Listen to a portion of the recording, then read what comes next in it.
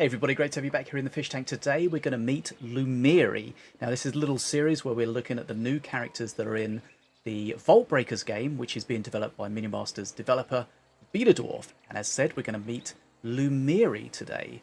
Now Lumiri the Forest Bloom seems like an easy character to use, a wild elf sort of faction.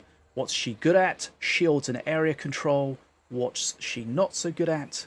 Target control. So maybe stuns, stuff like that. But let's find out a little bit more about her. Right, so as with all the characters, they have this ability that's specific to them. And this one is called the Stream of Creation. So basic attack hits spawn a shooty flower with a 6-second cooldown. A shooty flower lasts for 8 seconds. Basic attack hits and abilities make any nearby shooty flowers attack the target. So attack stuff, spawn flowers, and they will also attack with you. So we can see this here. Flower spawns there, starts attacking, doing some extra damage for us. So that's our sort of inherent ability, and our left click is our basic attack. And as always, the character has a basic attack and 4 abilities. So our right-click ability is called Piercing Growth. So cast a wave that knocks back and deals damage, giving yourself and any ally a 300 health overgrowth shield for 2 seconds. Nearby shooty flowers shoot the first enemy hit, spawn a shooty flower per shooty flower hit. And there are empowered versions of all of these abilities. So if we go back to her Stream of Creation, basic attack hits and shooty flower hits generate energy. While at 150 energy or more, the next ability will consume 150 energy and become empowered. So the empowered version of the Piercing Overgrowth is it's wider and deals more damage. So we can see here, this is our right click, boom. Oh, it actually knocks back the training dummy. Not expecting that to happen. Okay.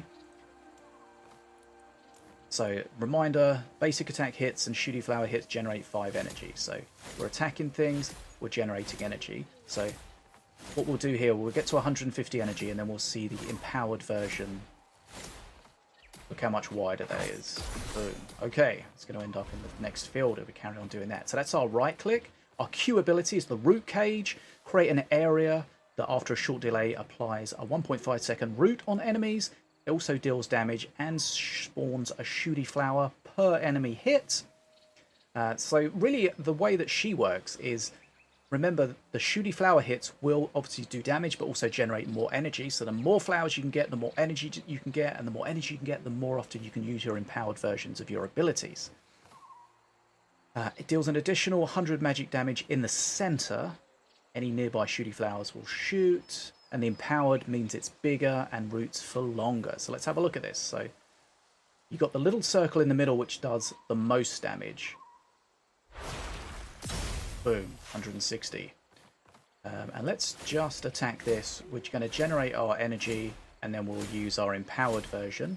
Remember, when you get to 150, you can see these start to shine. They are the empowered version, and it's much bigger. Boom.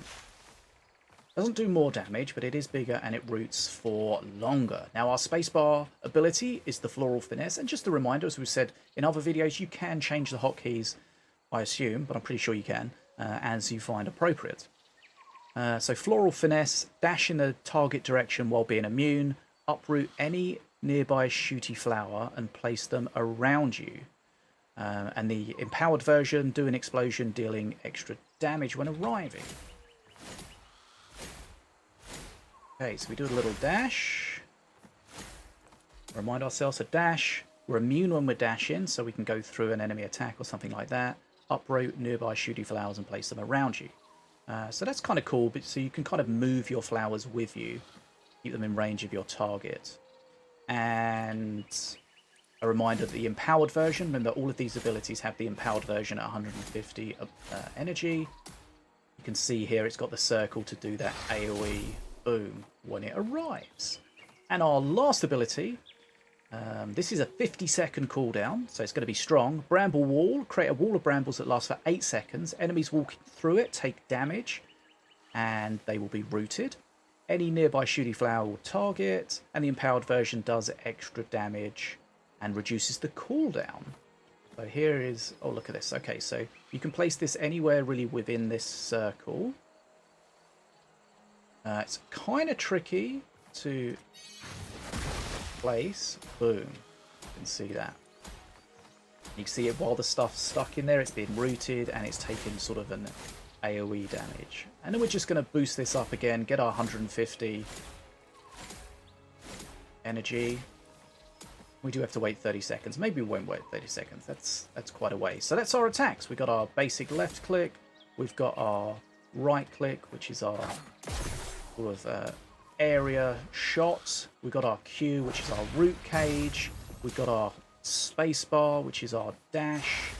Remember, they can all be empowered by the energy. And our bramble wall, which is almost ready to go. So let's just try that. We're just going to get our energy here. Remember, energy is being generated by our hits plus our shooty flower hits. Once we get to 150, our abilities will be empowered, and we shall do the empowered wall here. So it does the extra damage per tick. So it actually does quite a lot of damage if you can keep stuff in it. Right, there we go. That is Lumiri the Forest Bloom. Right, thanks for joining me. If you enjoyed this video, make sure you give it a thumbs up. If you're new here, hit that subscribe button to stay up to date with everything Minion Masters and Vaultbreakers, sort of Beta Dwarf related. I'm Bad as a Fish, and as always, this is an awkward wave.